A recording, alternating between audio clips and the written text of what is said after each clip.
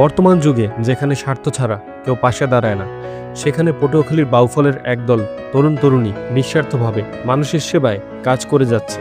গড়ে তুলেছে spread humanity নামের স্বেচ্ছাসেবী মানব সেবামূলক সংগঠন, যাদের উদ্দেশ্যই হলো অসহায় মানুষের পাশে দাঁড়ানো।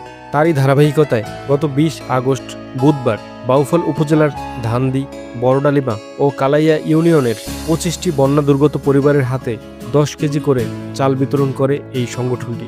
নিজের পায়ে হেঁটে প্রত্যেকটি পরিবারের কাছে এই ত্রাণ পৌঁছে দিয়ে তারা মানবতার এক অনন্য দৃষ্টান্ত স্থাপন করে। আসসালামু আলাইকুম, আমি জেবিকা। আমি স্প্রেড হিউম্যানিটির একজন স্বেচ্ছাসেবক। আজকে আমরা এখানে আসছি আমাদের সংগঠন প্রতিষ্ঠাতা এবং পরিচালক যে রুহুল আমিন ভাইয়া, ওনার নির্দেশে আমরা আজকে এখানে বন্যার্তদের মধ্যে চাল বিতরণ করার জন্য আসছি।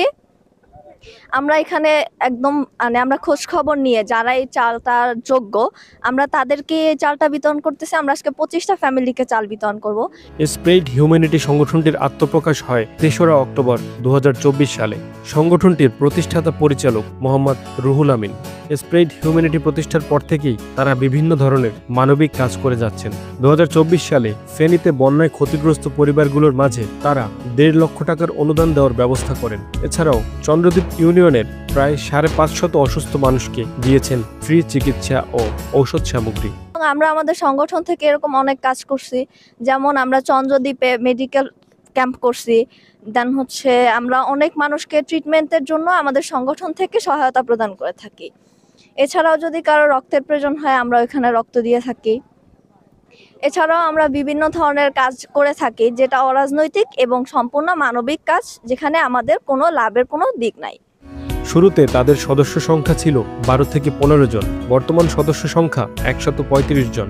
শুধু বন্যার্তদের সাহায্য কিংবা অসুস্থদের চিকিৎসা নয়, কোথাও কারো রক্ত প্রয়োজন হলে সংগঠনের সদস্যরা স্বেচ্ছায় রক্তদান করে থাকেন। কিছুদিন আগেও বাউফলের দাসপাড়া ইউনিয়নের 5 মাস বয়সী তাইবুর রহমান নামক এক শিশুর জটিল এক রোগের জন্য সংগঠনটির পক্ষ থেকে ফান্ড তৈরি করে শিশু তাইবুরের পরিবারের কাছে 25,000 টাকা তুলে দেওয়া হয়, যার ফলে তাইবুরের পরিবারের জন্য তার চিকিৎসা খরচ অনেকটাই সহজ হয়ে যায়। হয়তো তাদের এই আর্থিক সহায়তার ফলে শিশু তাইবুর ফিরে যেতে পারবে তার স্বাভাবিক জীবনে।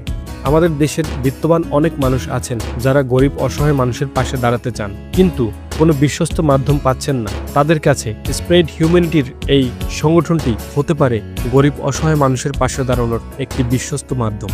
আমাদের পরবর্তী পরিকল্পনা হচ্ছে, আমরা চাই যে মানুষ হিসাবে সকলেই অবশ্যই মানবিক হওয়া। সেই ক্ষেত্রে মানবিক জায়গা থেকে আমরা মানবিক কাজ করে আগামী দিনে আসলে সকল গরিব অসহায় দুস্থ মানুষের পাশেই আমরা থাকবো ইনশাল্লাহ। দেশের বিত্তবান মানুষের আর্থিক সহায়তা পেলে সংগঠনটি হয়ে উঠতে পারে সারা বাংলাদেশের মানুষের কাছে অন্যতম সেরা সেবামূলক একটি সংগঠন। মানবতার আরেক নাম স্প্রেড হিউম্যানিটি। শুরু থেকেই স্প্রেড হিউম্যানিটি তাদেরকে বিভিন্ন মানব সেবামূলক কাজে নিয়োজিত রেখেছে। আর্তমানবতার সেবায় তাদের এই মানব সেবামূলক কাজ ভবিষ্যতে অব্যাহত থাকবে, আমরা সেই আশাবাদ ব্যক্ত রাখি। কালাই বাউফল থেকে ST নাইম, ওয়ান্ডারফুল বাউফল।